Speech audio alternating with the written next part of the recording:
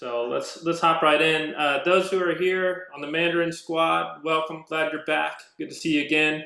Those who are joining us kind of outside of the core, welcome as well. We're really excited today. This is an opportunity we've been trying to get Murray. We kind of had him planned to join us last season, but obviously that changed. So we're just trying to find ways to get him in and help develop. We're like, you know what? Why not invite everybody? This isn't going to hurt to just kind of spread some information, spread some love, just get on here and drum a little bit together. So first things first, I'm going to introduce our battery coordinator, Taha Ahmed. Just let him talk maybe a little bit. He knows Murray much better than I do. So just do a little brief introduction, and then we're going to get the ball rolling. So Taha, take it away. Absolutely. So like Ben said, thank you all for joining. I think Murray needs no introduction, but I'm going to do it anyway. Murray and I got to connect in 2010, where he taught me at Santa Clara Vanguard, right? And he marched there, he taught there for several years, obviously. I think one of the most influential people in the activity, right? It's a safe bet to say that, just in shaping the activity and kind of changing the game in a way and influencing people. And so I knew, when I jumped on the Mandarins team, like one of the first people I wanted to reach out to was Murray, because I personally, from my personal experience, he's probably the instructor that's shaped my hands the most, and just for me to understand what feels right for me in my hands and drumming for the marching idiom was definitely influenced by Murray. So, in that regards, I told him when I texted him to ask him to do this, that I wanted my students to learn from the person who taught me the most. And he thankfully agreed to do this and do the thing. So I'm super excited just to learn myself about what he's about to say, because I haven't drummed with him in over a decade. But secondly, just for all of you to kind of gain this knowledge and just see everything he has to offer and how much he can shape your hands in a small amount of time. So without further ado, Mr. Murray Gusseck. Oh, thanks, Taha. Yeah, I'm happy to be here, and thanks to everybody for coming hanging out for a little bit, giving me a chance to flap my gums at you guys and just talk about aspects of drumming that work for me. There are things that I actively do just in pursuit of figuring out how to have better hands and better time, better feel, or what have you. Probably a lot of what I'll be going over today is, it's foundational in a lot of ways. It's hopefully stuff that you guys can take with you and apply to a number of different things that you're trying to do. I won't be talking as much about current drum corps trends or indoor drumming trends or any of that kind of stuff, because frankly I don't know. You guys are way more knowledgeable about that at this point than I will probably ever be again. But since my time doing drum corps, I have continued to just pursue the science of technique. I love it. I geek out on it hardcore, and that's basically what I'm going to do in front of you guys today, is just geek out. But it would be great if we could keep this interactive. So if you guys have questions, please just interrupt me. I will be a little bit like a drawstring toy, where I'll just go, and I might not see that somebody has a question, or we need to take a break. So I've given the rest of the staff here carte blanche to please interrupt me and let me know when it's time to take a pee break, or do what we need to do in that regard, or help me understand when somebody has a question. I do have some PDFs that I was going to throw to you guys. Should I just put those in the chat? Yeah, that'd be great. Okay, there's 6 of them. I don't know that we'll get to all of them. They're just things that I thought would be fun. So I am going to drop them in. Nope, that did not work. Okay, one at a time then. Just give me one moment, everybody.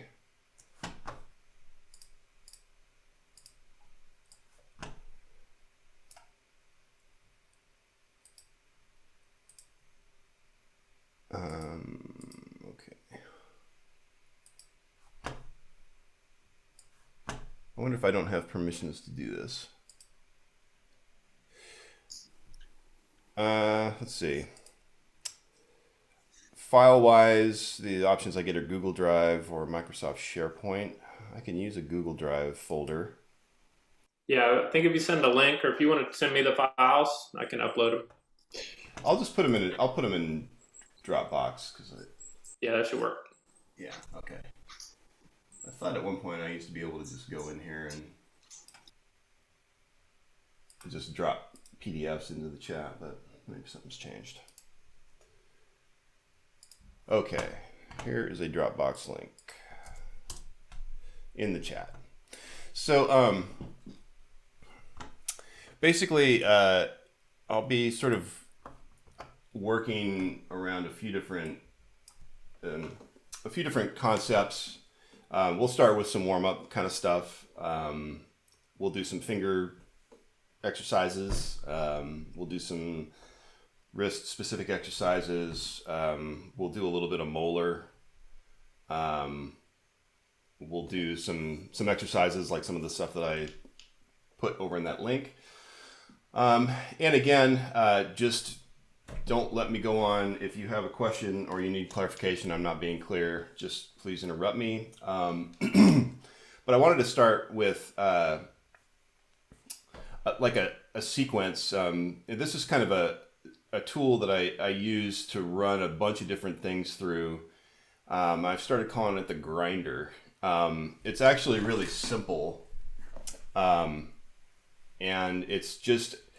it's a frequency exercise where you take a sticking or, a particular thing, a stroke type, and you have a metronome going, and you start with quarter notes, and then you double that, and then you go to triplets, then you go to sixteenths, then you go to quintuplets, fivelets, then you go to sextuplets, then you go to septuplets, sevens, and then you go to eights, octuplets.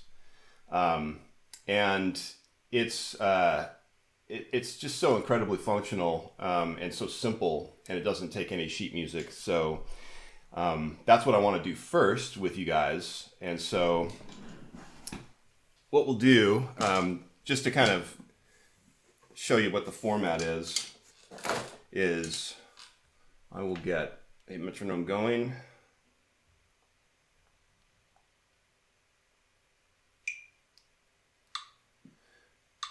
Okay. I'm assuming you can hear that. You can let me know if you don't. That is 47 BPM. It's very slow. And let's just do this as double stops. So every phrase is going to happen for 2 bars. And we're in 4/4. So it's 2, 3, 4. We're going to start with quarter notes. 1, 2, 3, 4, 2, 2, 3. Now go into eighth notes. 1 and 2 and 2 bars. Then we're going to go into 3 groupings.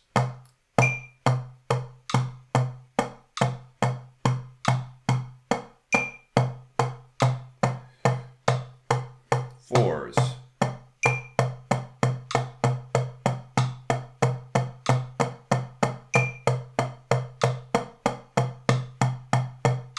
Fives.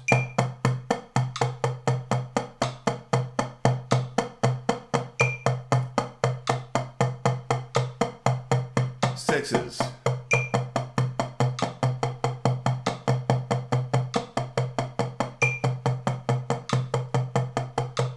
Sevens.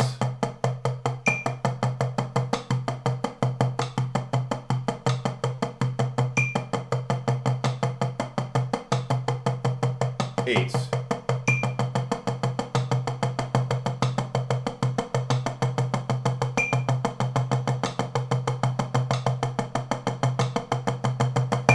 And then that's the exercise. Okay, so simple format, and can be harder than it looks. Your goal here isn't to play, and really with any of these exercises, it's not going to be match me in heights or sound. Really, your goal is survival. So just get the strokes in however you can. And actually, let's take a step back from that, and let's just take the right stick only. And I want you to play into your hand lightly, or your leg, or a pillow if you have that, just something that has no rebound. And let's try the same thing. So 1, 2, ready, go. Starting with the quarter notes. 1, 2, 3, 4. Second bar. 8th notes.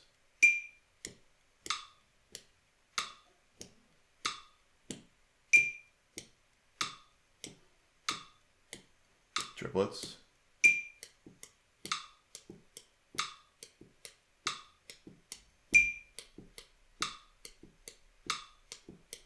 Sixteenths.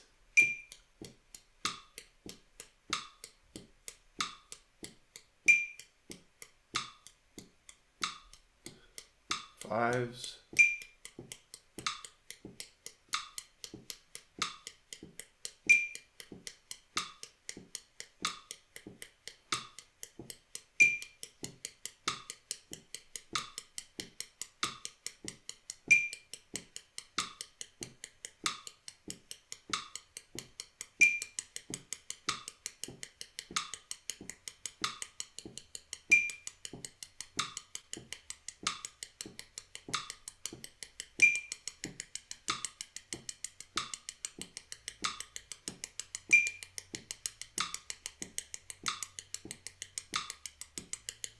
Okay, let's do the same thing with the left hand, using whatever grip you prefer. 1, 2, ready, go.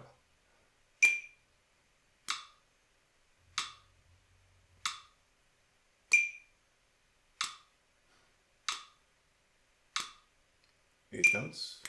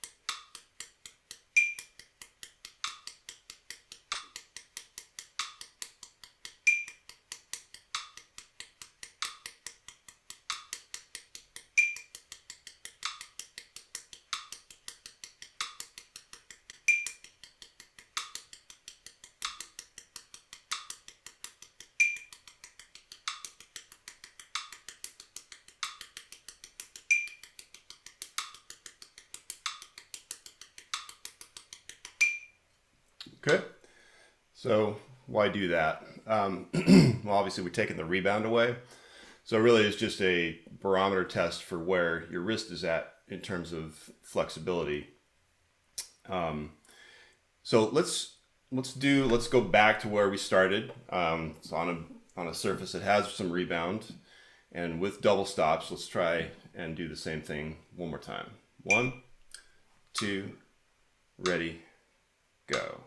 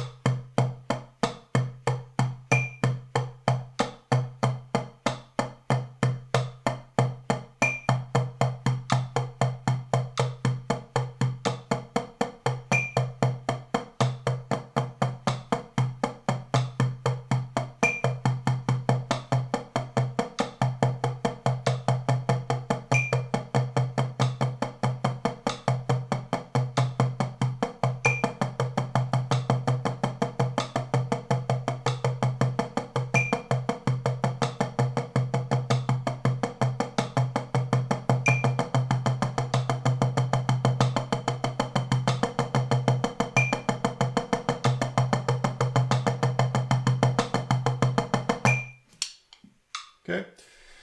So some of you, that might kind of seem harder than it looks. And it is. I think it's pretty hard, actually. I think playing double stops is pretty hard to really play them well. There's actually a lot of control in that. Let's take away the left hand and just on a pad surface, let's just do the right hand.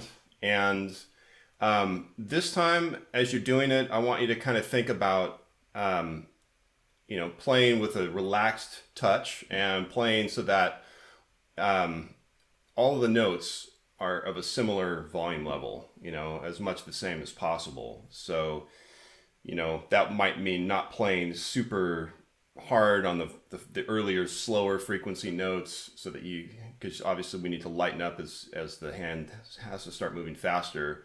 But just think about kind of creating a static environment with regard to volume. So this is just the right hand. 1, 2, ready, go.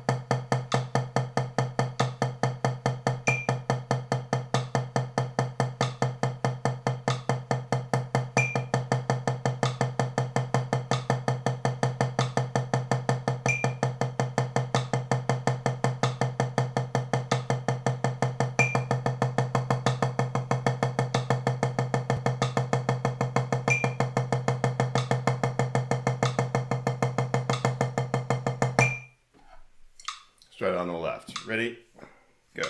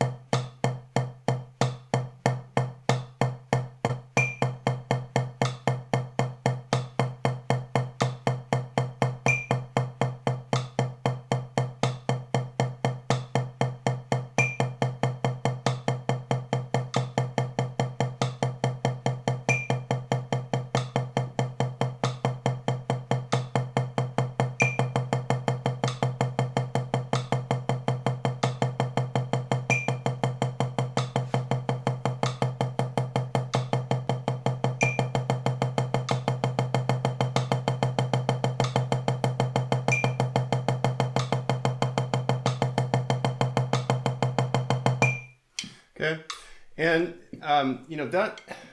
that is all like a very personal experience as far as how, you are going to get it to work in your hand versus how I might get it to work in my hand. You guys might have been playing before this session. As it happens, I haven't. So this is the first time I'm hitting the pad today.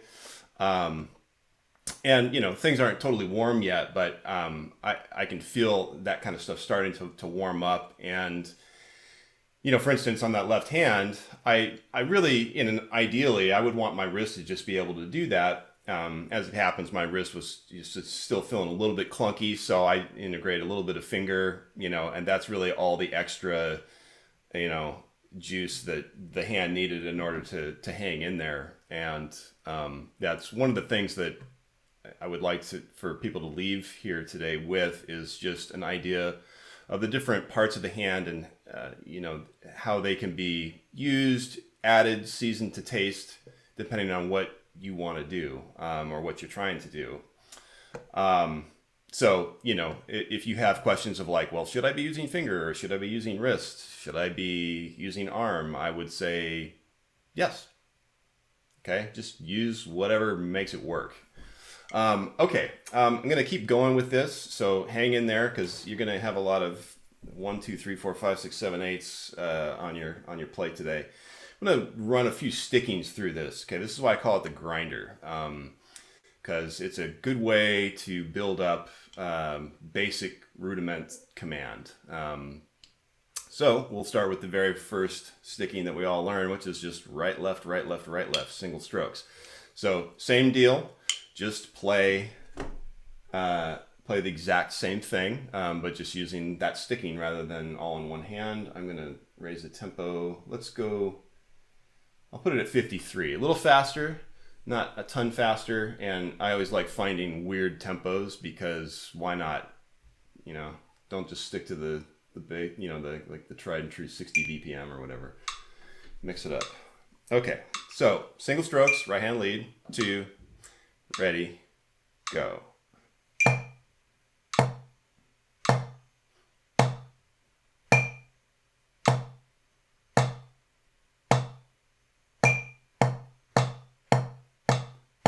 I'm definitely going for same sound, same volume.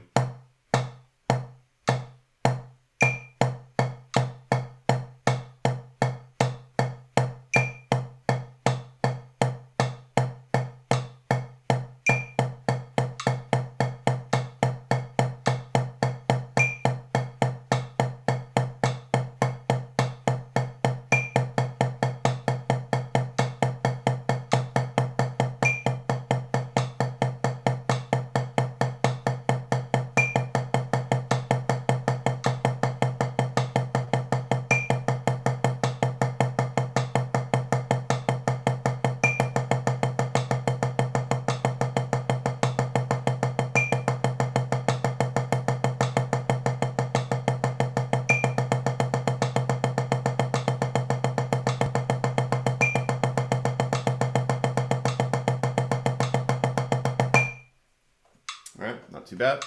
Let's do left hand lead. 1, 2, ready, go.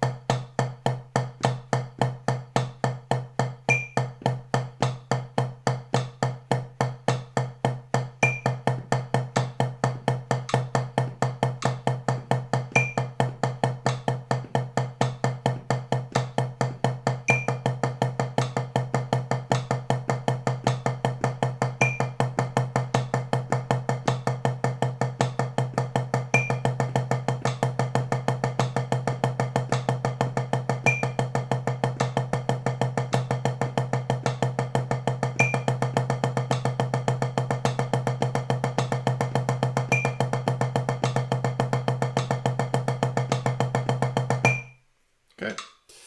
And sometimes, I don't know if you can hear my foot or not, sometimes I'll try to tap my foot. Well, actually, most times when I do this on my own, I'm trying to keep some sort of time with my foot just to further challenge that way. So, you know, tapping on the quarter note is a good thing, or tapping eighth notes is a good thing because you have to sort of deal with those little cracks in between the odd groupings, which further sort of stretches your timing muscles.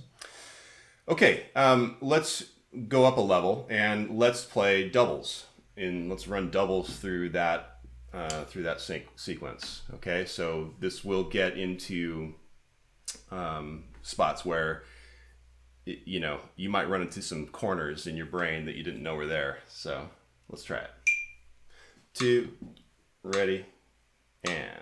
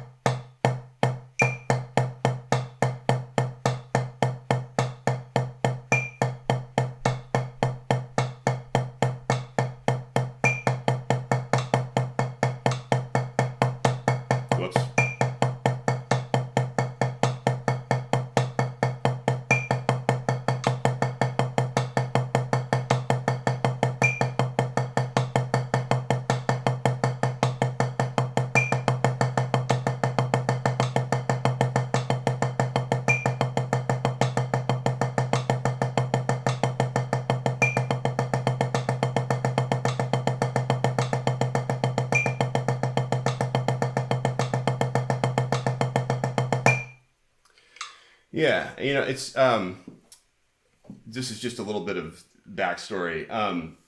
You guys, some of you might be aware. I'm not really sure, but when the individual competitions at the end of the DCI tours used to happen in like the 70s, and I think even through some of the early 80s, you had to break down a double stroke roll. That was like what they call a compulsory. Every competitor had to just sit there and break down a roll from slow to fast and back down again. And I always thought that was pretty cool. And when I was coming up, when I was in high school, this was back in the mid 80s. And so, there wasn't much of an indoor drum scene. I grew up in Southern Cal.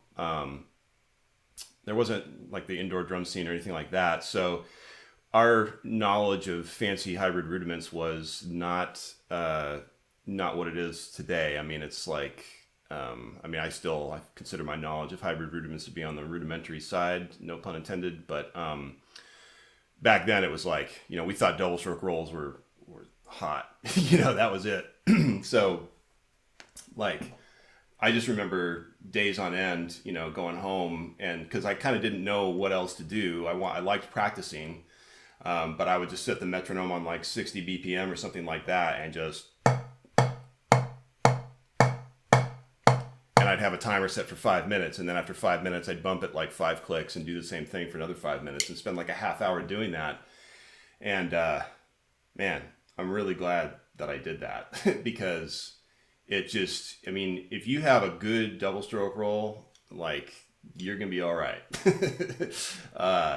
As far as everything else goes, just having that command is really important. So I love this sequence for exactly that reason, because you're not thinking of it in terms of doubles. I'm playing doubles right now. You have to think of it in terms of the rhythmic content so that you can keep things on track. And once you turn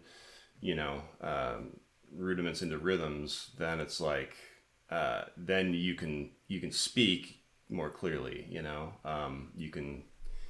You can clearly say something with reference to a pulse. Let's do the same thing one more time, since I'm guessing that was probably new to a lot of people. So same thing. 1, 2, ready, go.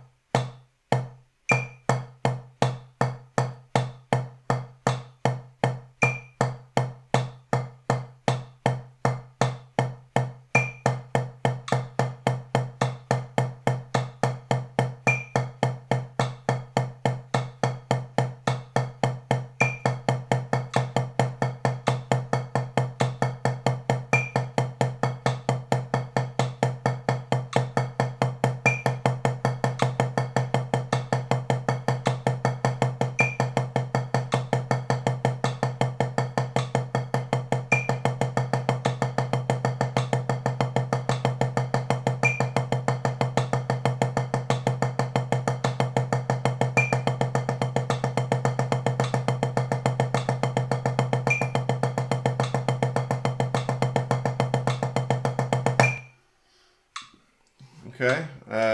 Raise your hand if you feel like you're sort of grasping what's going on there.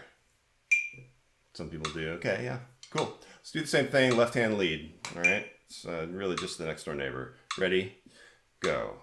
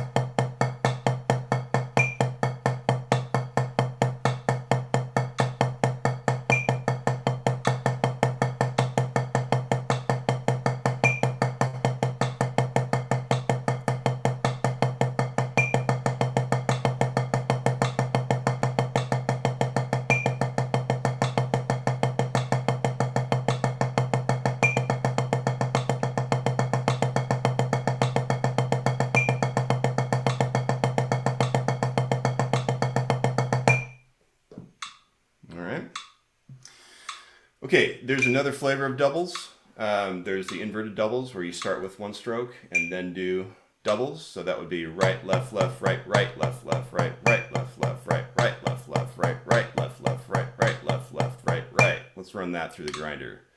Ready, go. Right, left, left, right, right, left, left, right, right, left, left, right, right, left, left, right, right, left, left, right, right, left, left, right, right, left, left, right, right, left, left, right, right, left, left.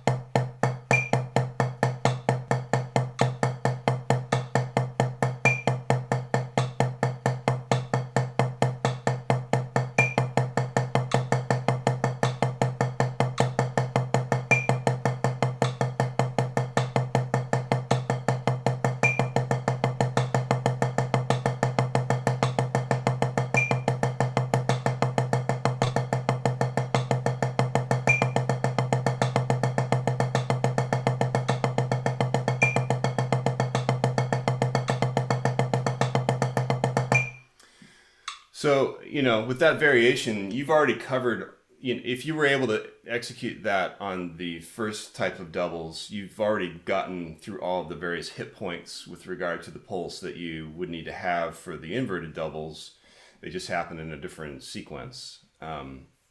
So each one of these is not vastly different from any of the others, just in terms of the way that the part of the double that on whichever hand that lines up with the pulse, it's all the same. It just kind of moves around in different areas. Let's do the same thing, left hand lead. 1, 2, ready, go. Left, right, right, left, left, right. I'll put my left hand on the little dark matter oval.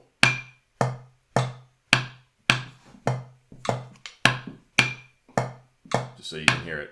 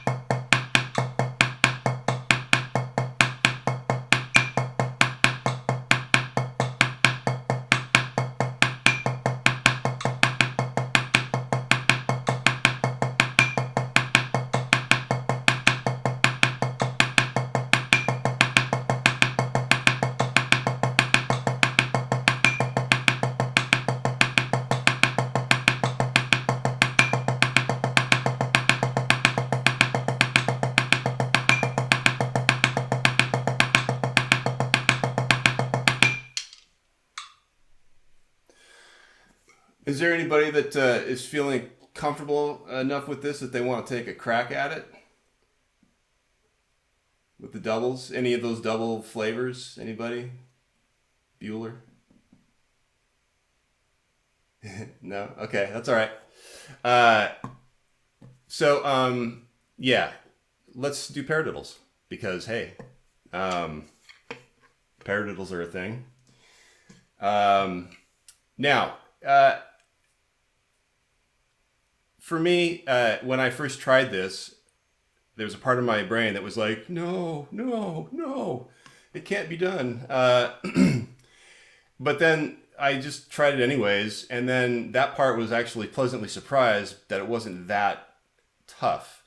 There's a certain amount of letting go that you have to do, because if you are comfortable with the rhythms themselves, okay, you're comfortable with the fives, you're comfortable with this general sequence, and I'm hoping that, that you guys are at least more comfortable with fives and sevens than you were before we started this whole thing.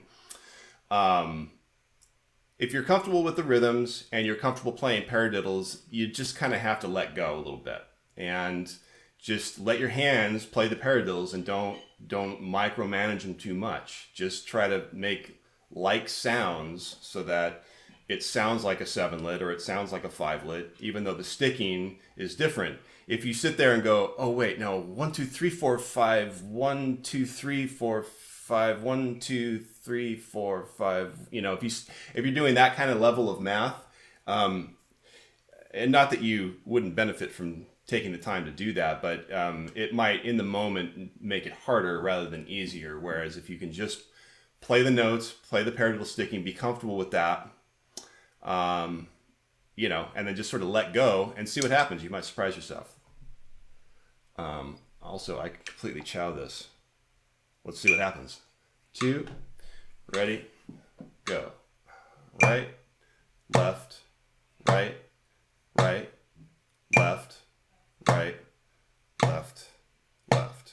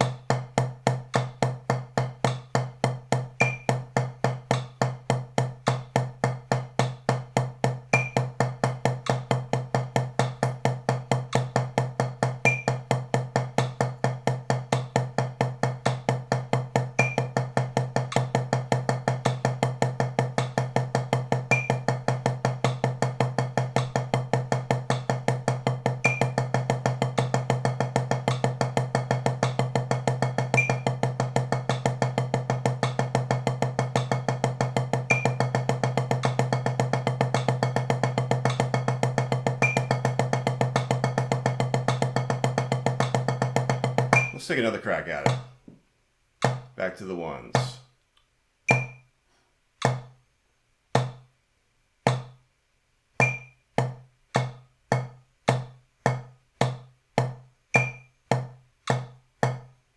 And just try to breathe and relax.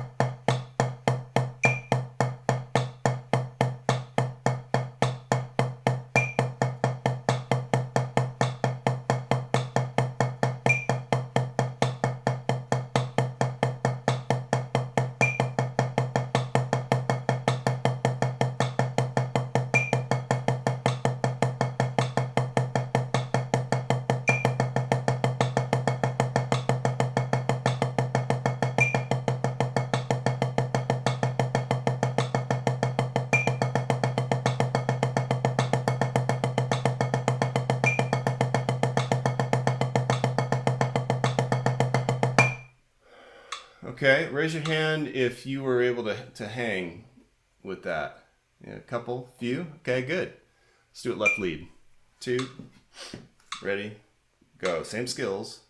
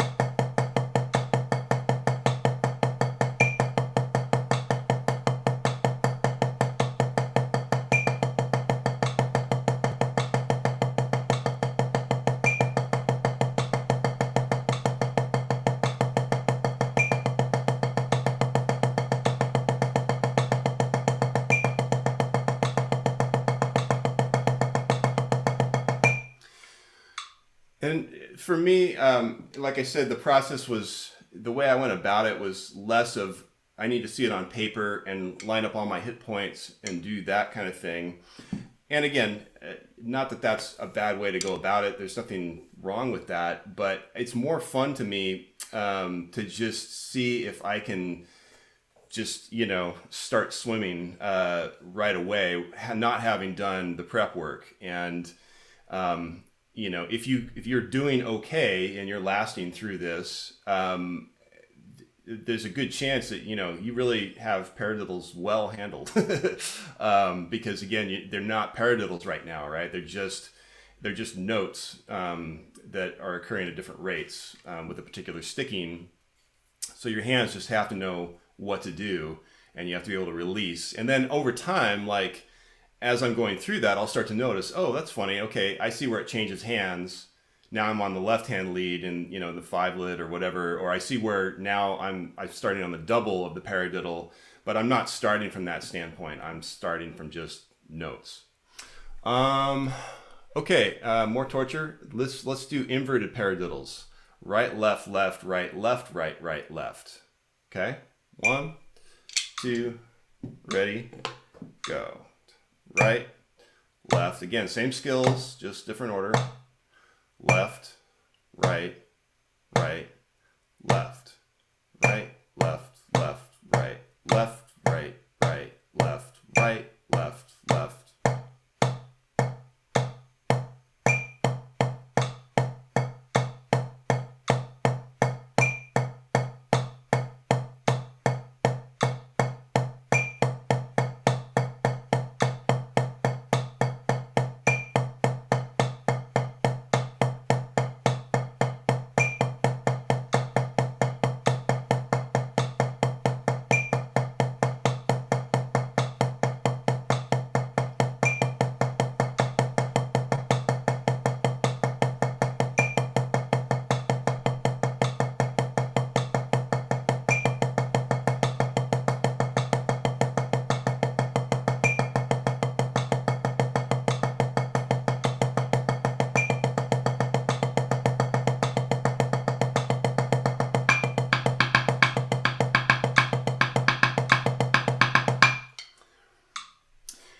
And as we get to these like other paradiddle variations, you know, they're not going to be as common for most people. It's not like you're going to necessarily have spent the same amount of time with the inverted paradiddle just in and of itself as you have with straight regular paradiddles. But your hands in the full analysis, like your hands are doing the same back and forth, right, left, right, left, left. It's just happening in different spots. So as you get to these different numbers, you can fall back on that. And rather than trying to keep your brain oriented around right, left, right, left, just let your hands do the paradiddle thing that they know how to do. Let's try it on the left side. 1, 2, ready, go.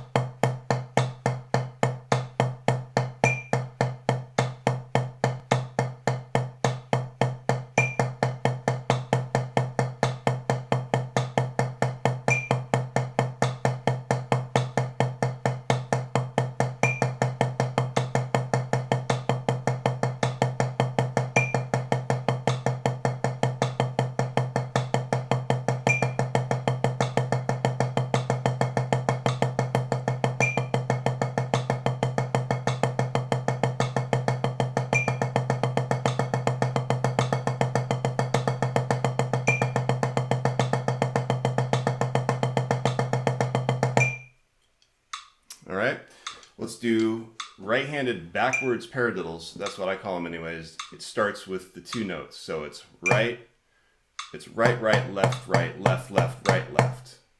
Okay, 2, ready, go.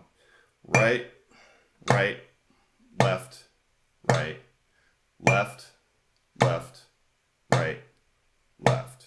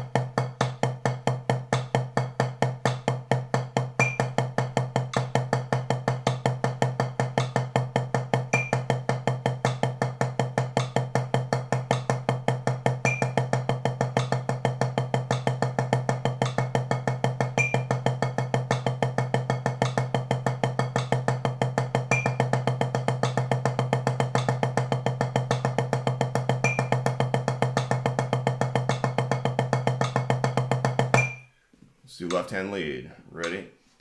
Go. Left, right, left, right, right, left, right, left, left, right, left, right, right.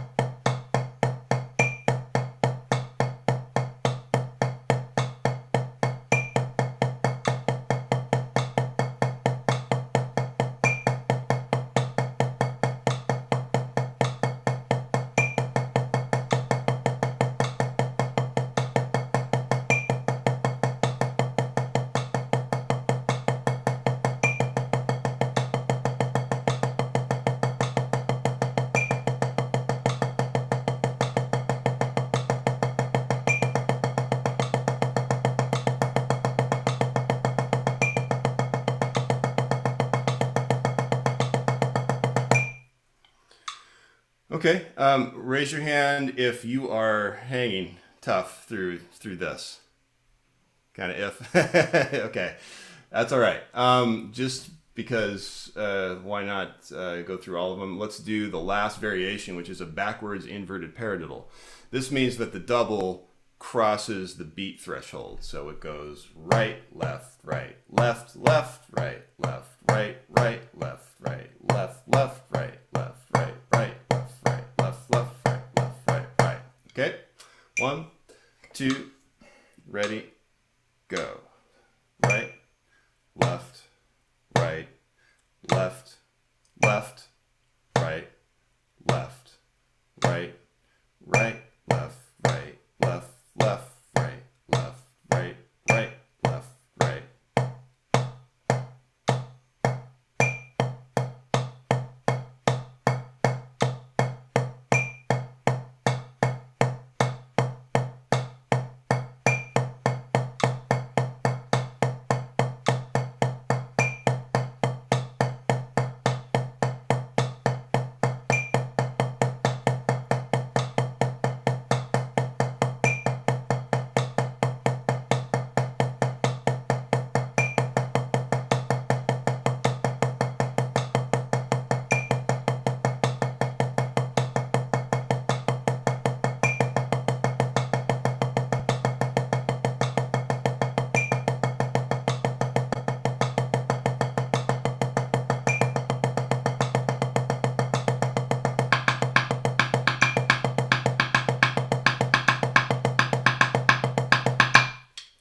Left hand lead, last one.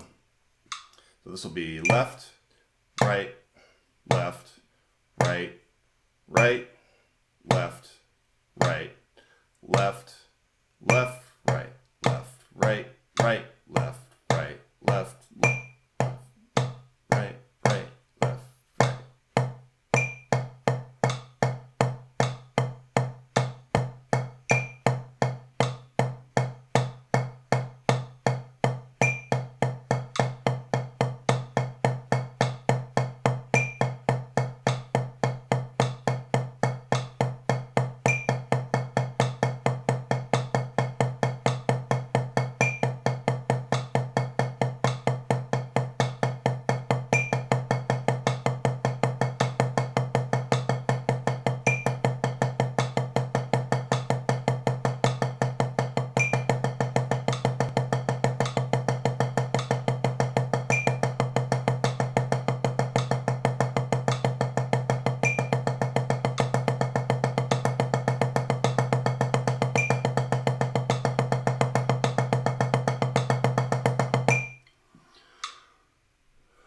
Okay, are we starting to feel warm? I would hope and think, yeah. So in addition to just being a good way to kind of work out your own comprehension of, you know, what we would all probably agree would be some of the most basic rudimental sticking combinations that you're gonna likely be deal with, you know, running it through this type of thing is just, I think, a invaluable way to just to challenge your hands and in a different way, you know, kind of take them out of their normal element in terms of the way that they'd approach these types of rudiments, and just make it strictly about the rhythms. I do have one more for you. This is my new favorite one to do, Paradiddle. Okay, so we're going to run the same sequence of notes, but the sticking will be right, left, left. So it's not 4 notes, it's only 3 notes. There's never going to be any stepping back or, you know, like manipulating that sticking. It'll always go right, left, left, but it'll just kind of shift over the bar line at different points. And you might be surprised on some of the lineups. It's actually pretty friendly. So let's try that. 1, 2, ready, go.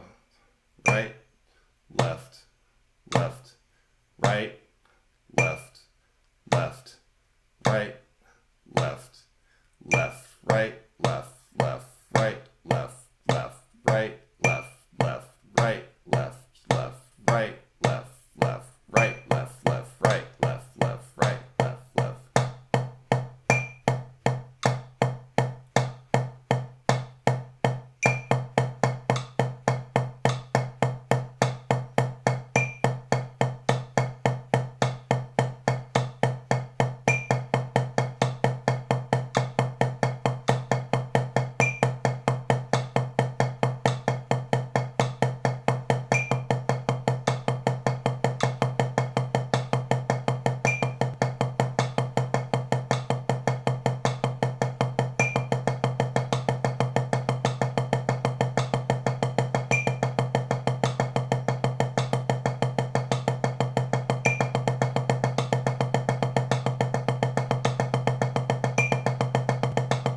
Oh, wait for it.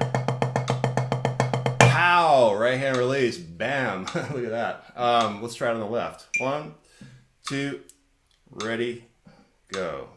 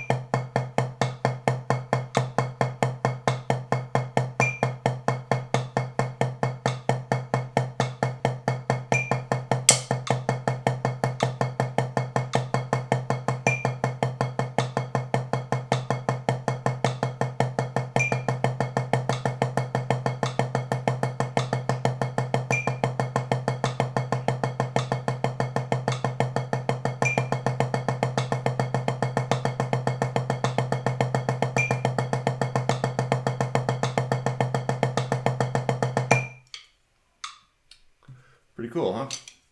Well, what was I just gonna say? Whatever I was gonna say just now was like the one thing that you would need to hear for your entire drumming career that would have like made you the best player ever, but I forgot, so sorry. Yeah, if it's important, it'll come back. So there's a PDF in the Dropbox link that I sent in the chat called Master Stickings. And the stickings that we've been going through are all contained in that. This is my sort of, I can't think of the right phrase, but like basically just an apple a day kind of sticking exercise. And it gives you all of the sticking combinations basically that you will encounter within a single beat. So the just a minute, I'm pulling it out here.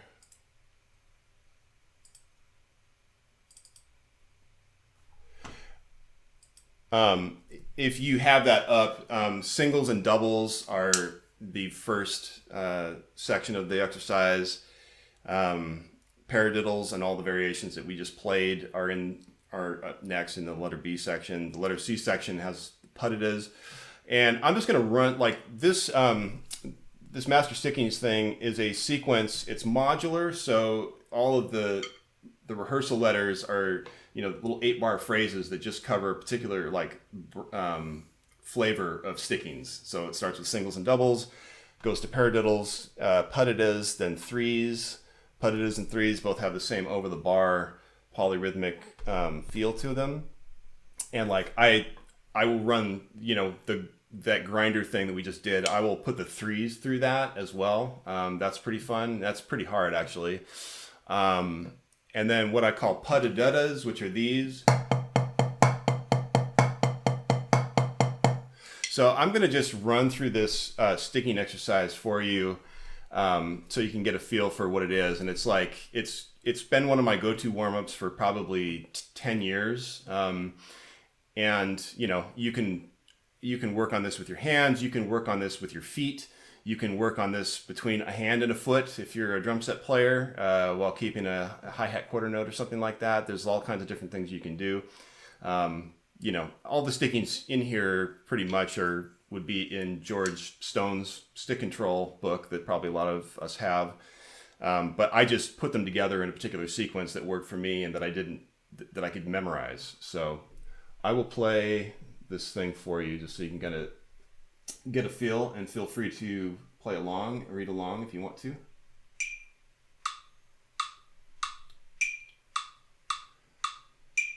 Let's see. I'll put it at 123 BPM. 1, 2, 3, 4.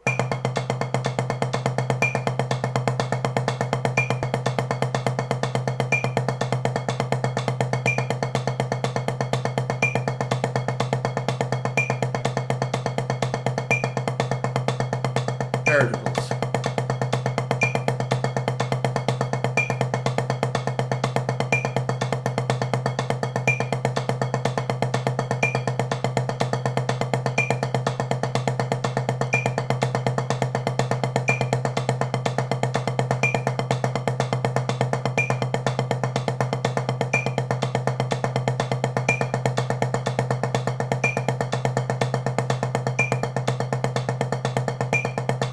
Here's the threes.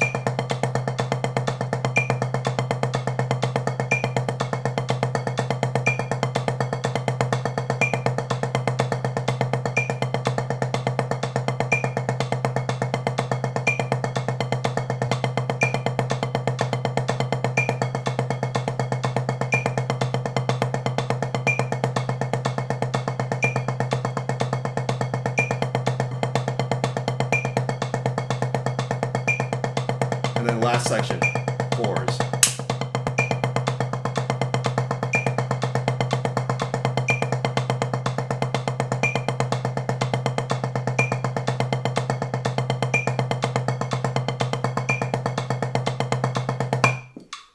So that's kind of fast. I just wanted to run it through so you guys get a sense of the whole thing. And each one of those, each one of those 8-bar sections is something that you can just use by itself. I mean, obviously, any of these stickings you can use by themselves, like we did. Spent the first hour running them through that grinder. But that's a good one, and you know, check it out. So, does anybody have any questions? Answers? Comments? Jokes?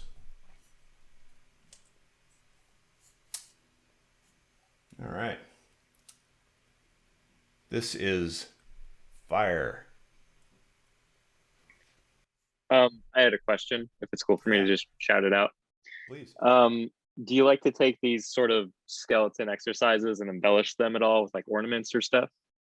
Yeah, for sure. Like, one of the things about this master stickings thing, and I'm working on a book project to kind of blow the concept out into a bunch of different areas, but you know, when we were doing the grinder thing, like sometimes I'll put one stick on a different surface, right? And when you do that, a little rhythmic melody pops out, and that is extremely useful. So like I'm somebody that likes, you know, I grew up playing a lot with the Ted Reed syncopation book. Drum set players are going to know this book. The New Breed Syncopation, the Gary Chester book. These are, you know, just books that have melodies, rhythmic melodies, that are useful to work a bunch of different things.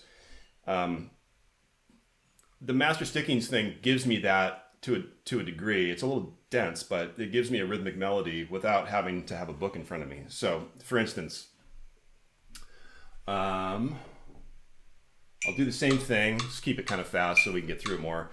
And I'll, rather than just play both sticks in the center, I will play them with the right hand up in the dark matter oval.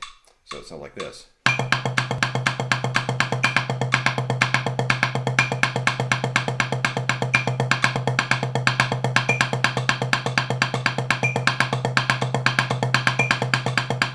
And I'll take it a step further, and I'll not only play the hand in a different location, but I'll just accent the right hand and I won't accent the left hand. So you'll really get a sense of the rhythmic content.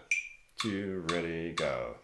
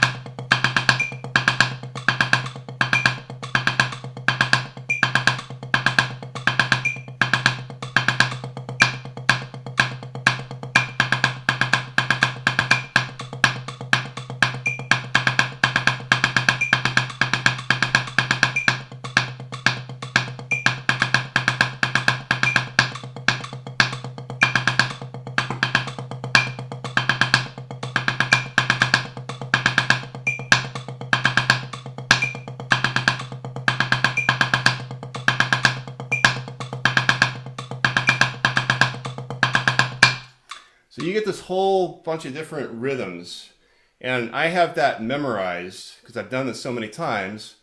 So, you know, I can use it in a whole bunch of different ways, you know, like I can, you know, so that melody, if I take away the stickings and everything else, the melody goes something like this: 1 and 2 and 3 and 4 and 1E, 2E, 3E, 4E, 1 and 2 and 3 and 4 and 1, a 2, a 3, a 4, a E, a E, a E, a E, a, and a, and a, and a, E, a, E, a, E, a, E, a, E, and, E, and, E, and, E, and, 1,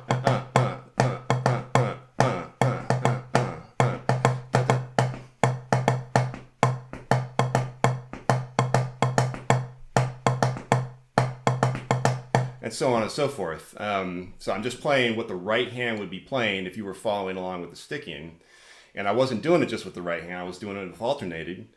And that's the thing, like now I have this little map, this little template. So to your question, you can use that to, let's say, work doubles. Let's say I want to do, I want to replace every note of that melody with a diddle. And just make it like a diddle exercise. That'd be like a pretty basic pedestrian use for it. So it would sound like this.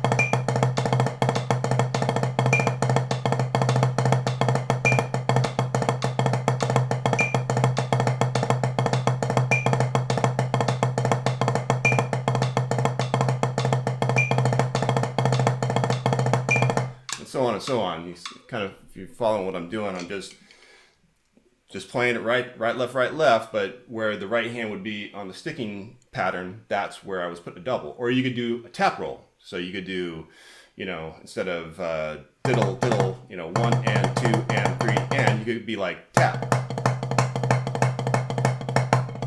So the accents that I'm playing would be the sticking pattern that the right hand, how the right hand is notated, and everything else I'm just diddling.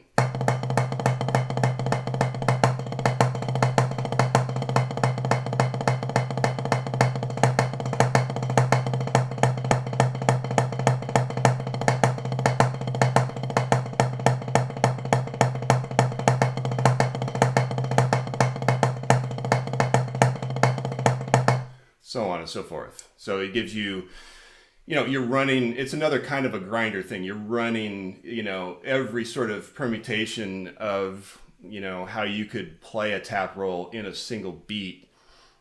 All of that is contained in the sequence somewhere, you know, it's in there somewhere. You could do flams, you know, you could go, this gets tricky, but you could say,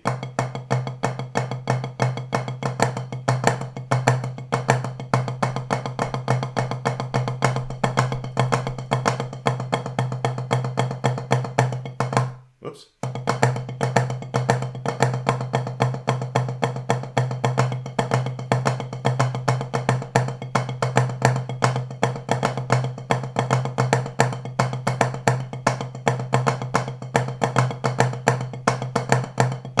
So on and so forth. You know, that later in the exercise that gets into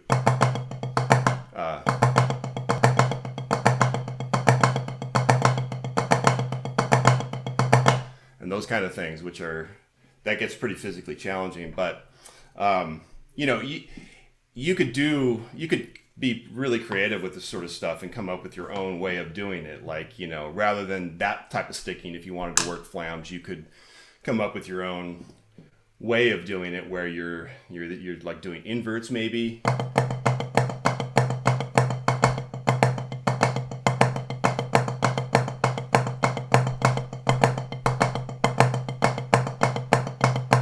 Or flam taps.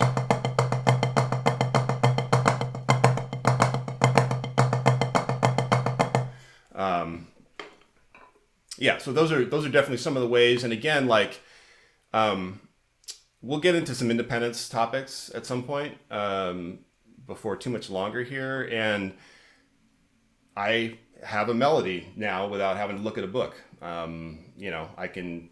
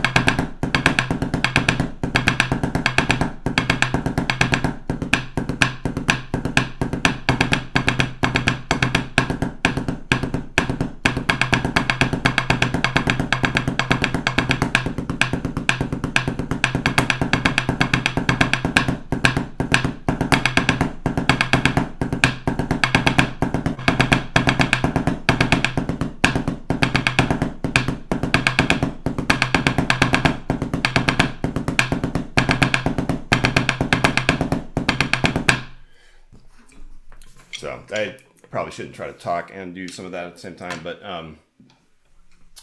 you know, there it is. Well, thank you very much. What was I going to say? Counting and getting better with your command of time is also another way that this could be used. So you could, you know, even without a metronome, you could just force yourself to count and then play these rhythms just with one hand, you know, or two hands alternated.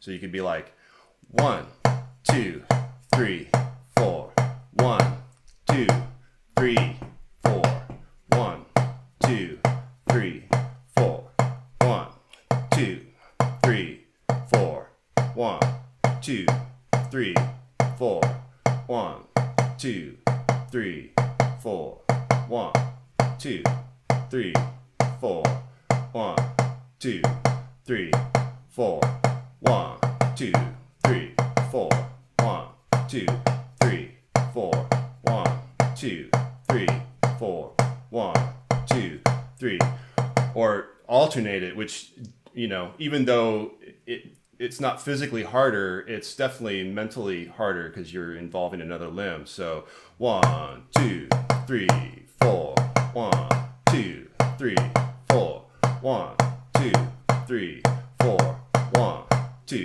3, 4, 1, 2, 3, 4, 1, 2, 3, 4, 1.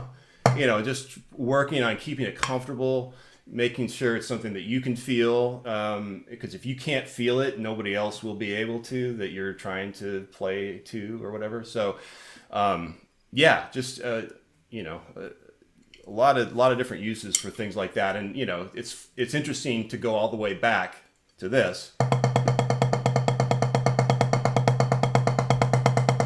the basic sticking pattern.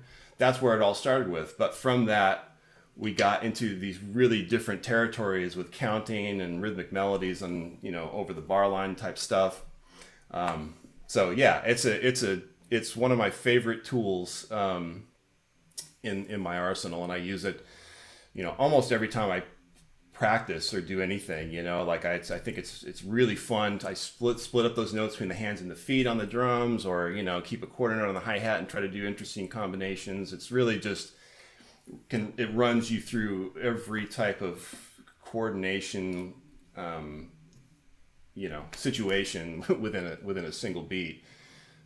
You do have to kind of memorize it before you get anything out of it. So if you're like having to read it, it's you know, that's where you start. But to get to that level where you can really use it in all these, you can create abstractions from it, you have to just have it memorized, and you have to be comfortable with that melody and have done it a bunch of times and stuff like that. But it's been very useful for me. So I definitely encourage you guys to check it out. Any other questions? We're doing all right? Yeah. Zachary. This isn't so much a question. This is more of a comment. So I know like some other people in this Zoom call might be like drum set players as well as, you know, just like marching percussion drummers. I myself am a drum set player. I know Sabian Carthan's a pretty avid drum set player. And I have been very interested in like marching percussion because it's very fresh. Like this is my first instrument, and then this is like a new thing to me. But hearing you kind of blend the two styles and like talk about like playing the ride pattern of like the 1 2 3 while keeping the groove of like such a marching percussion, or the foundation of such a marching percussion centered like exercise going in the left hand, but then a very drum set pattern concept in the right hand, it's just really cool to see the two styles like blended together, and it just kind of highlights that drumming is drumming, like hitting stuff is just hitting stuff, you know what I mean? Absolutely. So thank you. I'm having a ton of fun. This is really awesome. Thank you. Excellent. Yeah, I mean that's a great observation, and I think you know, we're in the era where more and more people are doing exactly what you're describing. You know, it didn't used to be that way. It was, you know, drum lines had their own thing. They had their own like stylistic interpretation of rhythms, and you know, there was the chop thing, of course, and, you know, fancy rudimental trickery and all this kind of stuff. But, you know, it wasn't always easy to go up and like actually feel a groove, because when you stress playing clean above everything else, this is just my opinion here, does not necessarily reflect the opinions of my co-hosts or anybody else here, but like I think I have there's some sympathetic minds, but when you put cleanliness above everything else, then you start to that's a priority scheme, whether it's consciously chosen or not, and you can get very clean, but also very odd sounding rhythms and things like that. So for instance, like one of my years marching at SCV was 1990, and I hear there's been some like kind of a resurgence of recordings that have come up on YouTube and stuff, and I listen back and I'm just like, man, that is just so weird. because basically, like, we'll be playing that shopping spree type of a pattern, and the center snare will go,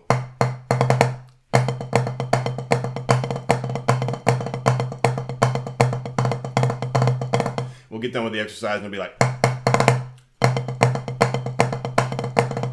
the tap off changes, but the tempo of the exercise never does, and the weird space that exists, that is like what Ralph Hardiman used to call a coffee and donut space, before the downbeat, was played to perfection. Like, we all understood the microseconds of that space, but it had no reference to a common pulse. So as such, the only people that could play that clean were us. Like, I couldn't invite any of you to step into that line and play that clean, because you wouldn't know that little weird thing. And it's just developed over months and months of playing together without someone holding us to account in those areas. So that's always been really interesting to me. And when I started teaching, that was one of the things that I took on with a fury, because I just didn't like the way that felt. And when I would listen back to the recordings of us playing, I'd be like,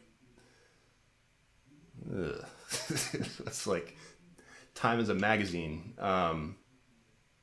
And I think you can take it too far the other way, because I will say that in hindsight, the one thing that was kind of cool about those times was that you really could hear very clear differences between the different groups and the different styles. You could listen, you didn't have to know who, or you didn't have to see to know, oh, there's Blue Devils, there's Vanguard, there's Cadets, there's all the different groups. It's like, you could just kind of recognize, because they all had their own weird quirks in that regard. And so I liked that, but I still think, and to your point, Zachary, like, we're all drummers. I think timekeeping is everybody's job that plays music, but I think, we're always going to, priority number one is like, if we can't play good time, then, we can't expect anybody else to either.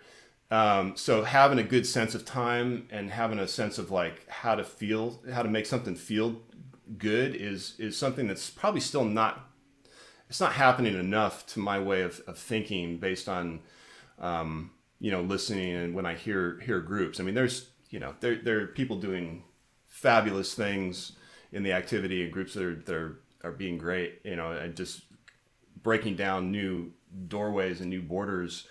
But it's still kind of, it's not every time that you walk by somebody and you're like, oh, I'm just going to stop and listen to this because it feels good. And I don't even care if it's like, I don't care if it's 8 on a hand. If it feels like, you get a little bit of the stank face because the time is like so good or whatever, that's gold right there. That's fun gold. So I like the idea of being able to convey a strong pulse with whatever we do as rudimental players, because it's so important, I think, in all kinds of different percussion, or it's like that, it's the common language, kind of, if you really think about it. It's like yeah, rhythms are common. You know, you don't have to speak the same language as somebody else to kind of do some call and response. You know, I play this, you play it back to me, or that kind of thing. But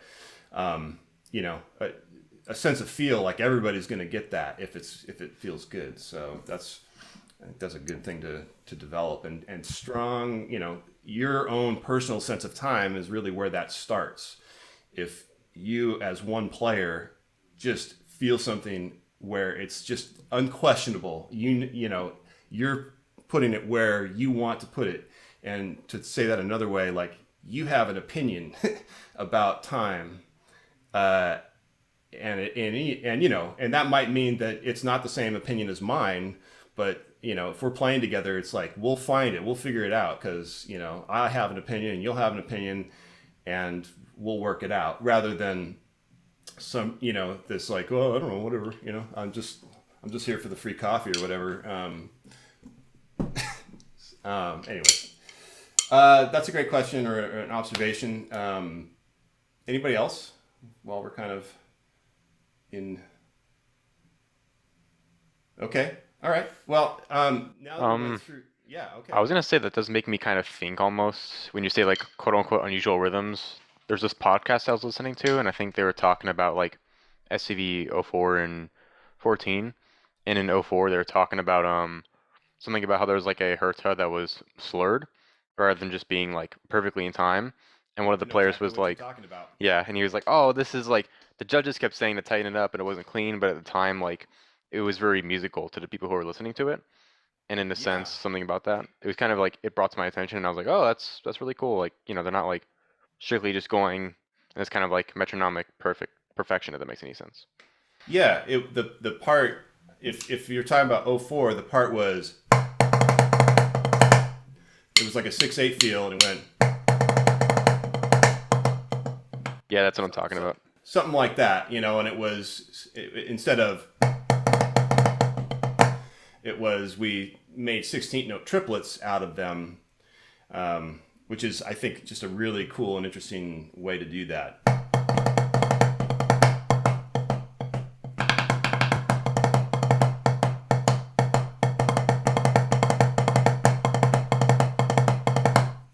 It kind of, you know, depending on what meter you're in or how it's used, that's a you know, it's the same mechanics, but it doesn't sound stock because it's not, you know, it's not the way a lot of groups would do that. So yeah, those are good. Nice. Anybody else? Okay. So I think now that we've done the warm up, let's do a little bit of finger control, and I'm just going to kind of take you through some paces that I spent a lot of time figuring out. The backstory on this is that, let's see, early 2000s, the drummer Steve Smith put out a double DVD collection called Drum Set Technique and History of the US Beat, in which, for any drum set players or people that are just wanting to see some fresh technical stuff, you know, the clothes are a little dated, but everything else in that program is fantastic. And Steve is just, you know, he's just a true wizard of the drums and technique. That had come out, and at this time, like, I, you know, with the SCV thing, I had been trying to grapple with just ways to do right what we're talking about. Like, I don't like the way this sounds. I don't like the way this feels. Why? Okay, what are we going to do about that? And it was kind of back to first principles, you know, like, what is the thing unto itself? What's the base problem we're trying to solve? Do the exercises that we're using, do they speak to those issues, or are we doing them because that's what was done before? And in a lot of cases, the answer was the second one. That's because that's what it's been.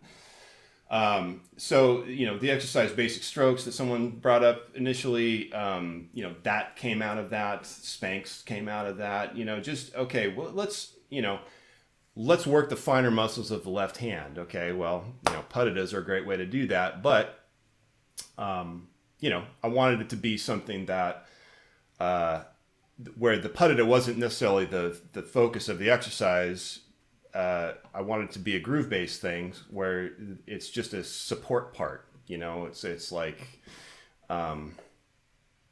you know, like some of the West African rhythms, like is it the kagan or the kiti? That's a really small one. I think it's the kagan, which is like a really tiny conga, and it's, you know, it's a headed with an antelope skin, and it in a lot of African styles, the higher pitch instruments are more of the support, and the lower pitched instruments are kind of the lead voices. It's like the polar opposite of Western music. You know, Western music, the snare drummers, you gravitate to that sometimes, or the trumpet player, or the soprano vocalist, or whatever. Like, you're listening to the higher pitches, but in a lot of African styles, it's not that. It's the opposite. And this little drum, you know, played there's a lot of 12/8 bell kind of that type of thing. And this drum most of the time just does this. I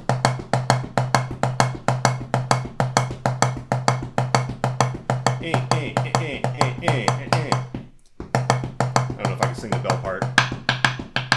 Gang, gang, gang, gang, gang, gang, gang, gang, gang, gang, gang, gang, gang, gang.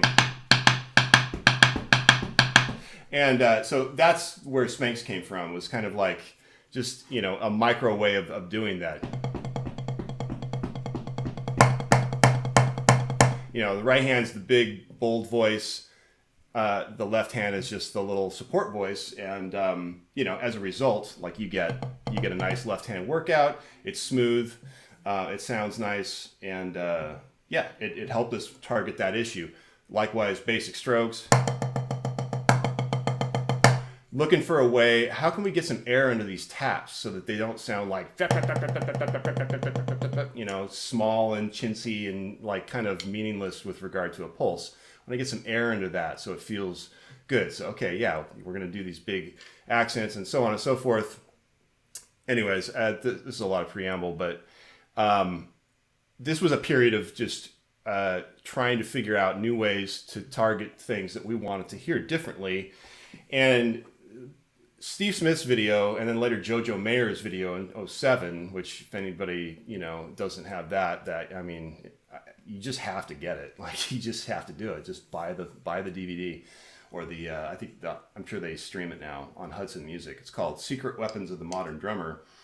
And this guy is just the preeminent wizard on drumming technique and molar styles, you know, and he's the fastest thing you'll ever see in your life with one hand. And I saw that, and I was like, you know, it was just like pure disbelief. I couldn't believe what I was seeing this person do. And so it just began like, really like, it started a lifelong passion for me of just figuring these things out. And so like, I would never say that I've got them figured out like Jojo does, but I've spent a lot of time with it. And I will say that, you know, targeting fingers and really working some of those smaller muscles in the hand has been invaluable for my development as a player. And even though, you know, I'm not going to use a lot of these techniques in a real musical situation, they have done wonders for teaching my hands about release and about rebound and some of these concepts that will be important for us as drummers forever.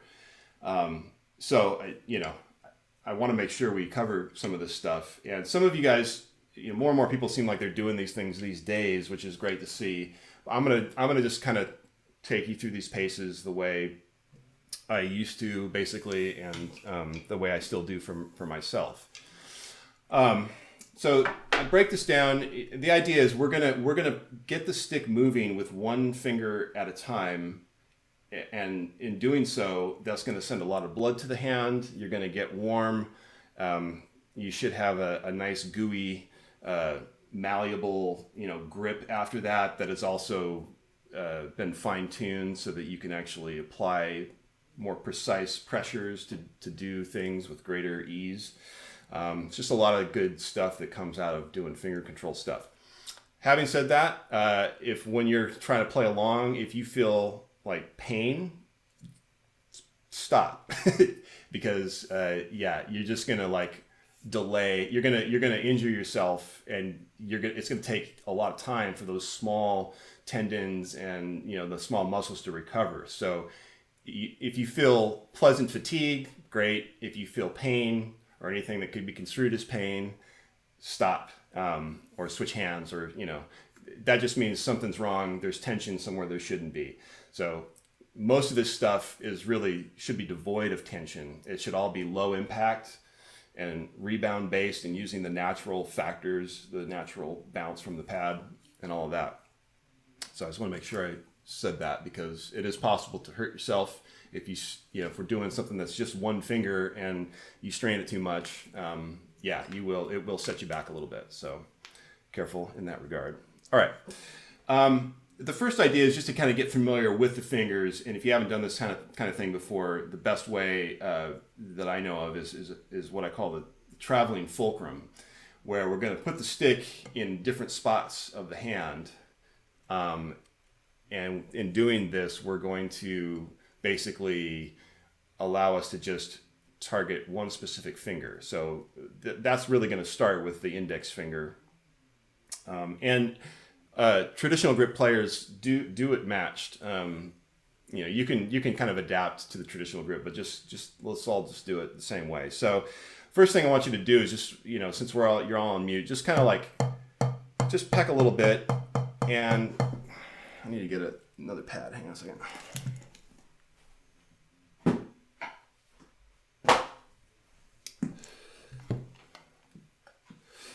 Basically, want to just make sure that the finger is what's doing the bouncing. So you can see right now I've created a channel between the thumb and the first finger, and it's not where I'd normally hold the stick to play a roll or a flam or something like that. I'm just kind of like, the stick is riding up that channel a little bit, and that just makes it easier for me to use that index finger. So as you're trying to find that, you basically want to consider height and speed to be at your whim. It's a friendly motion once you find it, but you might have to play a little faster, a little slower, a little higher, a little lower. But the wrist, so if you look at my wrist, my wrist isn't breaking, so I'm not doing this. My wrist is, I'm just hanging my arm basically.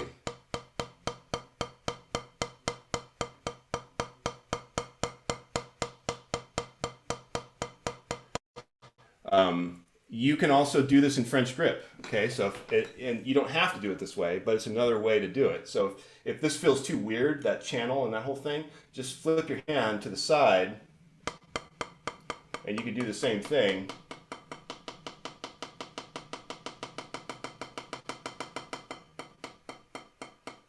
Like that. So you really have two hand positions that you can find it in.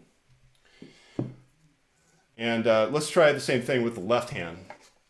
So again, just try to find the bouncy motion, that it comes straight from the index finger and not from the wrist. I mean, if you have to use a little bit of wrist because that's the only way you can find it, that's fine. But just know that it's basically supposed to come from the finger. It's also going to force you to reckon with the balance point of your stick. If you're in the wrong spot, it's going to be quite a bit harder. And here I'm using the basically like the American or more of a German grip approach, where my hand is flatter, or I can turn it to the side and use my index finger that way. Which for me personally, on the left hand, when I do that, I have to speed it up a little bit to find it.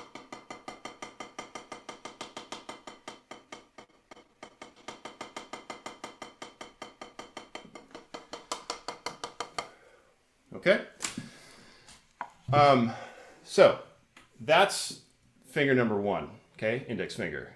The next one is going to be finger number two, and for this, you're going to take the stick and just transfer it between the index and middle finger. And that gives you the ability to use your middle finger like that.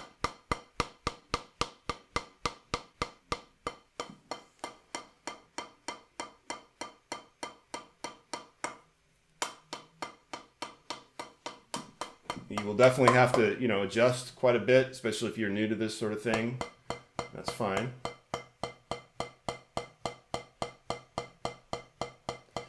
The middle finger is like, it's kind of it's got the best positioning in the hand. It's got the most leverage, and it's quick. So it really is like kind of my favorite of the four.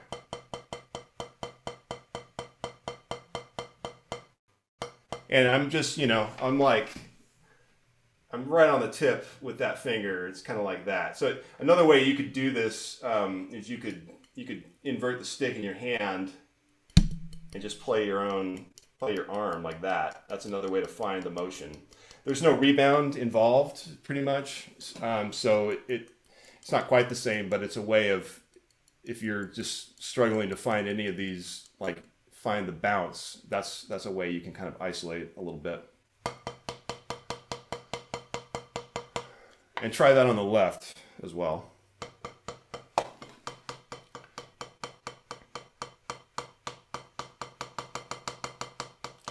Again, speed's not important, tempo is not important, it's not a contest, it's just find the bounce.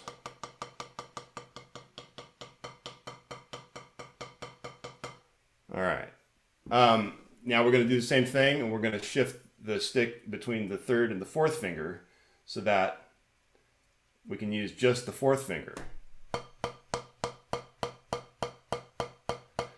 Now I'm going to wager for a lot of people, this is where it starts to get really weird because a lot of us aren't used to using these back fingers very much. And you can see that I'm not using my wrist. I could, but I'm just using my finger.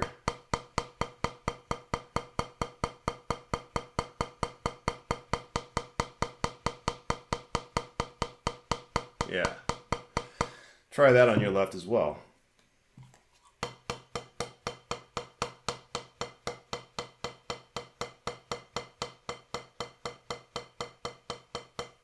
And again, it's just, you know, when it's time to adjust, just do it. Don't wait.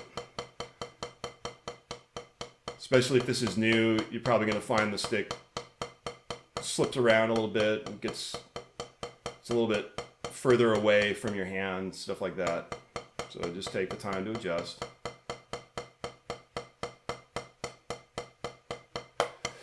Okay, and last but not least, the forgotten finger.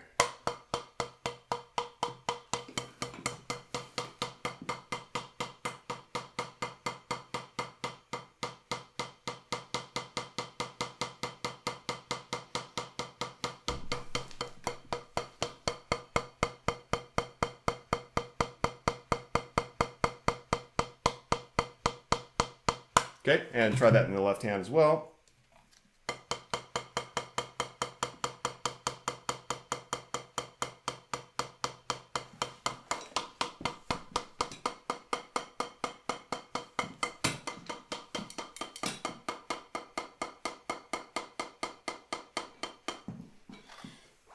All right, even just from that tapping around we've done already, there's some extra blood in the hand, which is good. And then last, I do the thumb last, and the thumb just, you put your hand in the traditional grip, and feel free to either do it with, you know, the part of the thumb fulcrum that you're used to using on your left hand, or you can put the thumb on top like this. You can curve it around and do that. Doesn't really matter, but you are, again, trying to use only the finger or mostly the finger as opposed to the whole hand.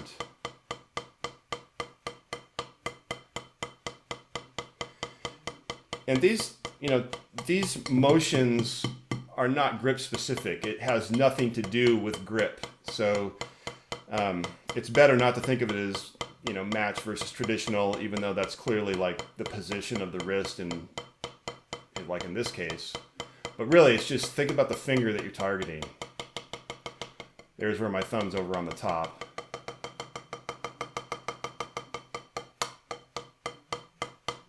And try that on the left hand too.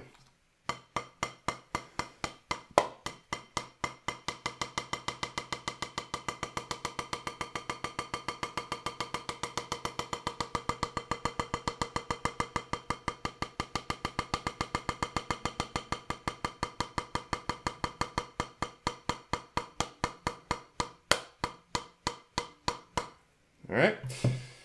Okay, if you're still with me at this point, now what we're going to do is we're going to put this into a sequence. So this is something I call the traveling fulcrum. And the exercise format is going to be 8-8-16. So it's going to start with the index finger, and you're going to do 8-8-16. So 4, 5, 6, 7, 8, 1, 2, 3, 4, 5, 6, 7, 8, 1, 2, 3, 4, 5, 6, 7, 8, 9, 10, 11, 12, 13, 14, 15, 16, repeat.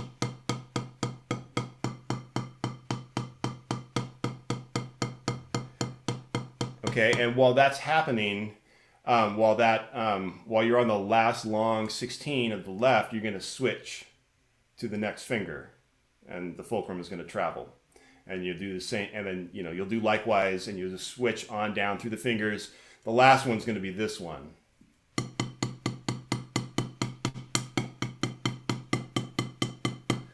Okay. The tempo that I'm going with is just arbitrarily chosen. It might not be the perfect tempo for you. So I would encourage you to explore this, find your own tempos, and by all means, speed up and slow down as needed. That's one key thing that I want to make sure to iterate here. It doesn't make any, this is purely about muscle control. It's purely about targeting small fingers that are sometimes forgotten about.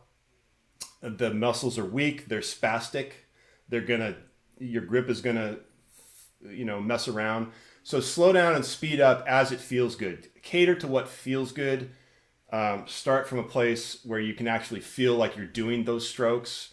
And then, over time, you can make it so it's a little bit more uniform, like tempo and that kind of thing. But by all means, the way that I'm going to do it here does not need to be where you start as just learning this. It's going to take a lot of exploration on your own if you choose to go down this rabbit hole on your own. Okay, so we're going to start with the finger, and I'm just going to kind of try to pick a medium tempo about there. So 8-8-16, and just switching up. Every time it comes back around to the right hand, we'll be in a different fulcrum position. 1, 2, 1, 2, 3, and.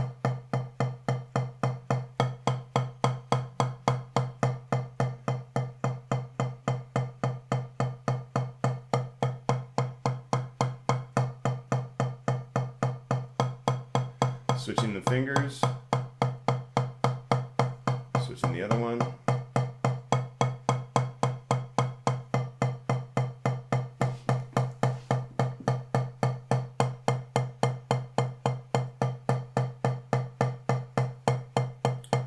Switching to the fourth finger.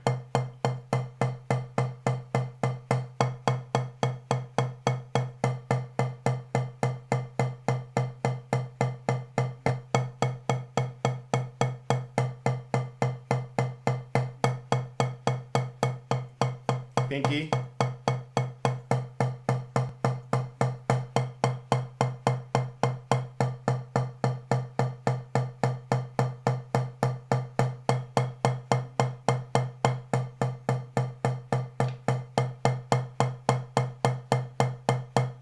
And thumb.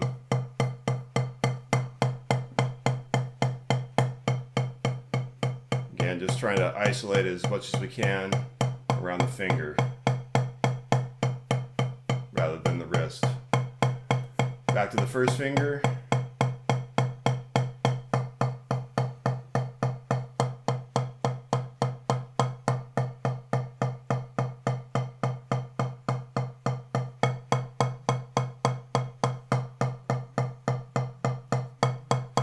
Moving to the middle.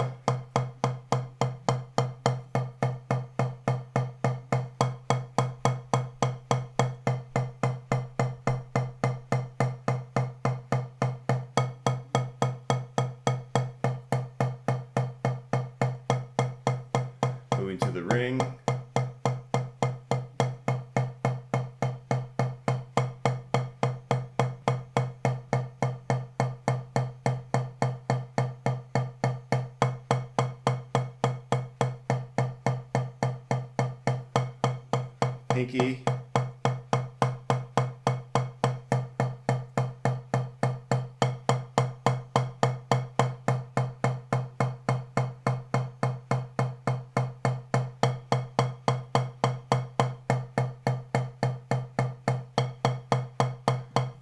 Thumb.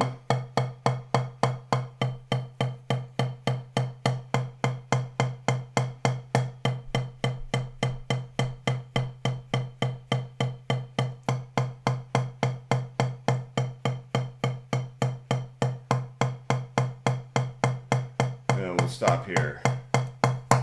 Okay, raise your hand if you've done any of this kind of work before. Okay, that's great. That means it's working. Cool.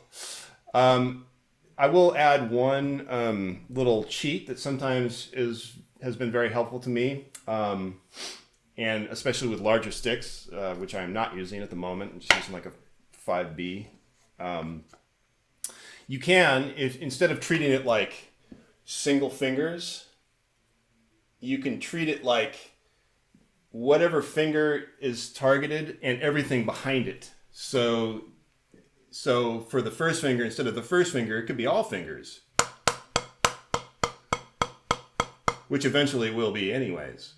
Then when you move it, instead of just the third finger, it can be the third and everything behind it.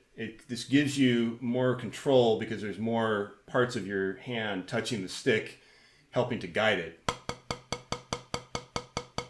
So if you try that, you'll see that it's the same concept, but it's spreading the workload out. Then if you move it to this position, then it's both the ring and the pinky,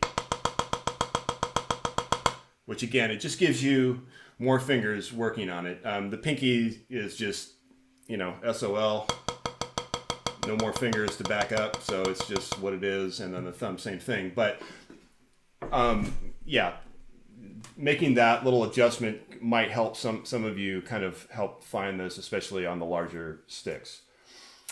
Okay, again, assuming you're going down this rabbit hole on your own, find your own tempo, find your own heights. Just spend the time just doing that in front of the TV or somewhere. Just find where it feels good to make the stick bounce.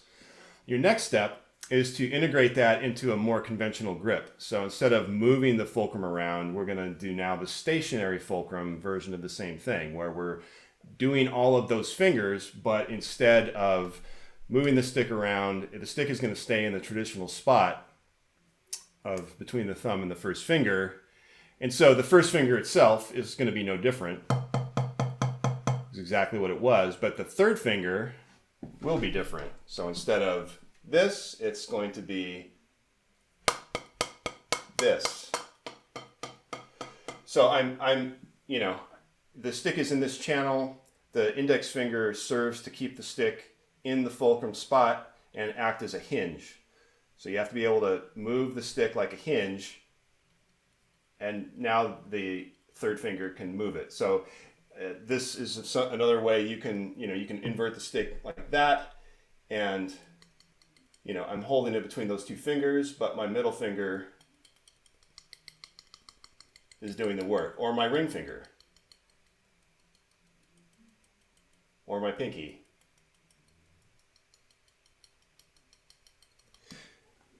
And that's what we'll be doing on the pad.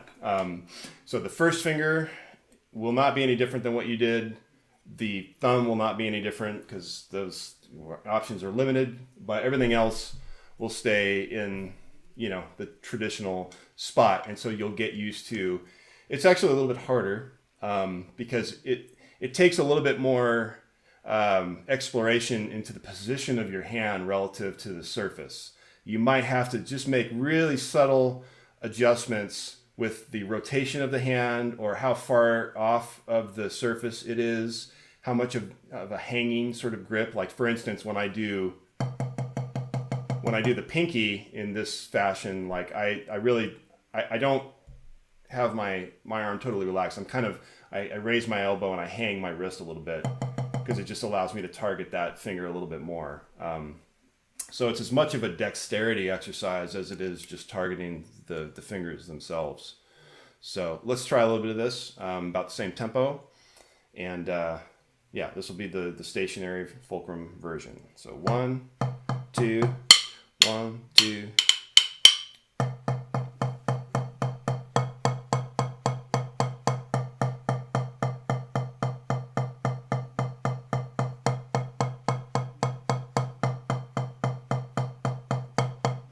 Now leaving everything right where it is, and middle finger.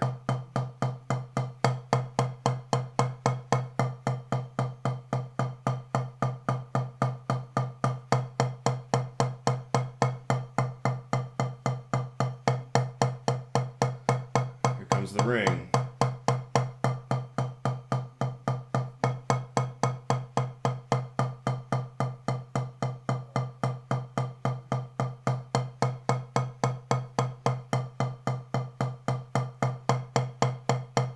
Here comes the pinky.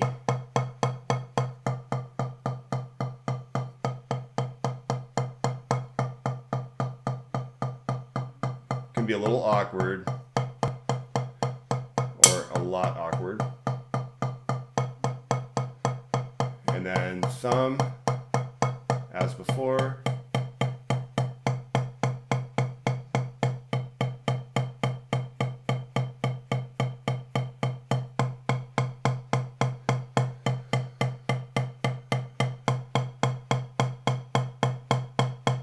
Okay, stop here. If you're having trouble finding the finger motion with this position, which if you're a quad player, it's perfectly understandable. It's just not a position your hands have been in.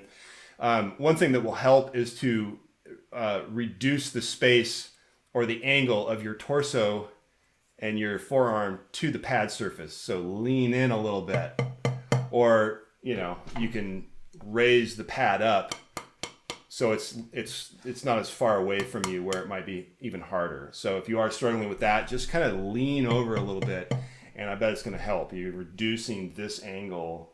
It should make it work a little bit better. Let's do one more go around on that. Maybe just a tiny bit faster. And 1, 2, ready, go.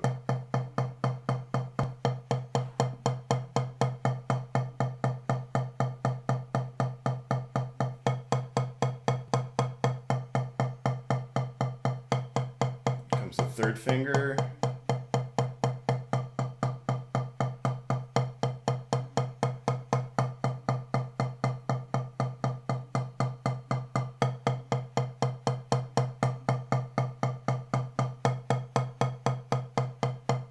Fourth finger.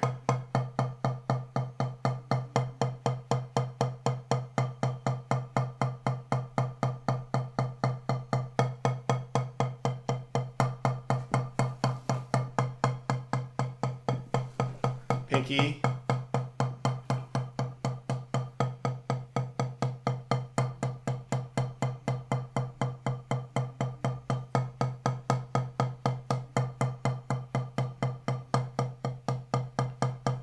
Thumb.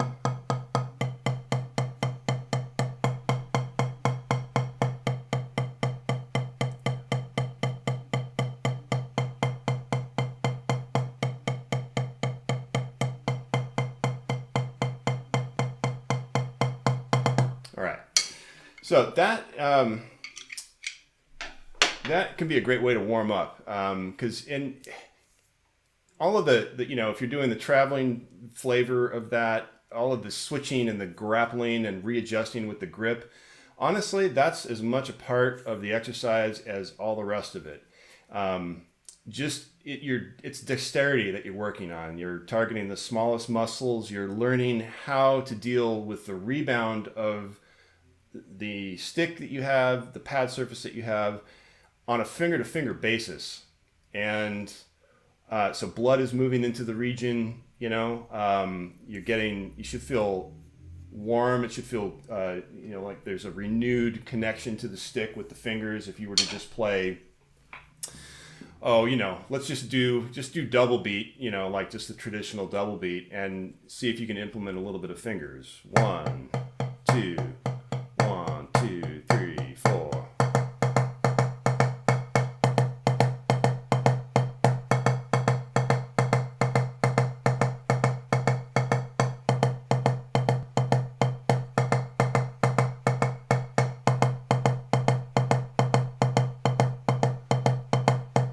And if we'll do the triple version as well next time, but even if you're a snare drummer, try it matched and see if your left hand is even the slightest bit more intelligent with some use of those fingers based on what we just did. Okay, so just do it matched, and let's do the doubles and the triples. 1, 2, 3, 4.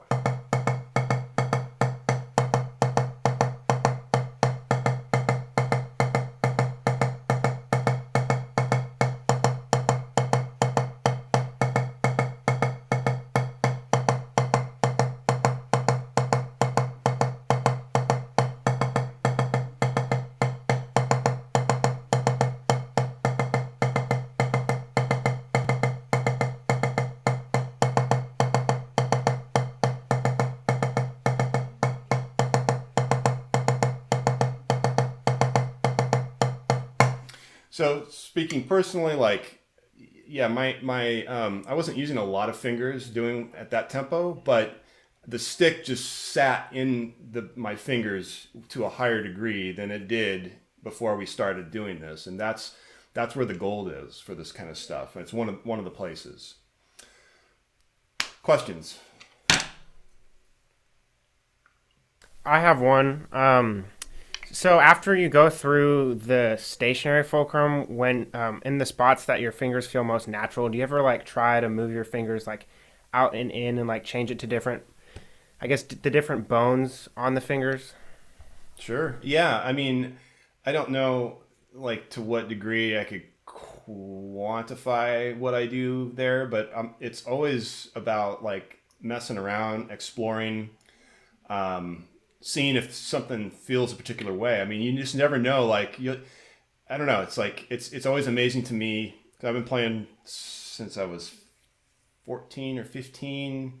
I just hit level 5. So it's like 35 years or so that I've been playing. And still, it's always amazing to find something that's like, wow, I never knew that you could do that. So it's like, that one little position on that finger that you find that's like, oh, there's a lot of torque on that right there. I can make the stick go really fast. That's like a little fleck of gold, that you just found. So I definitely would encourage that kind of experimenting, and just, you can move the fingers around. You can play just on the very tip of the finger, or you can go more to the inside. That thing about that little cheat of using the finger plus all the fingers after it is just as applicable in this, the stationary fulcrum version. So, again, using all the fingers. And then when you go to the third finger, you're just using all the 3 and back. Or, the back 2. Now I have to hold the stick still with my index finger, so it's a little bit of a weird claw hand.